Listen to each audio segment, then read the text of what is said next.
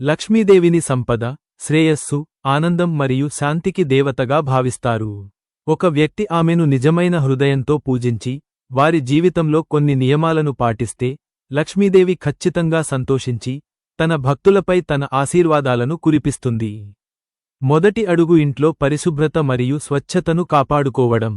లక్ష్మీదేవి పరిశుభ్రతను ఇష్టపడుతుందని చెబుతారు, కాబట్టి ప్రతిరోజూ శుభ్రం చేయబడిన ఇల్లు సానుకూల శక్తిని నిలుపుకుంటుంది మరియు లక్ష్మీదేవి ఆశీర్వదిస్తుంది. రెండవ అడుగు ప్రతి ఉదయం మరియు సాయంత్రం దీపం వెలిగించి లక్ష్మీదేవిని పూజించడం.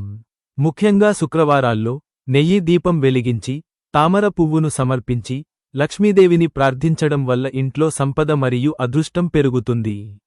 మూడవ ముఖ్యమైన అడుగు దాతృత్వం మరియు సేవ. పేదలకు సహాయం చేసే, పేదలకు ఆహారం పెట్టే మరియు ఇతరుల పట్ల దయ చూపే వారి పట్ల లక్ష్మీదేవి ఎల్లప్పుడూ సంతోషిస్తుంది.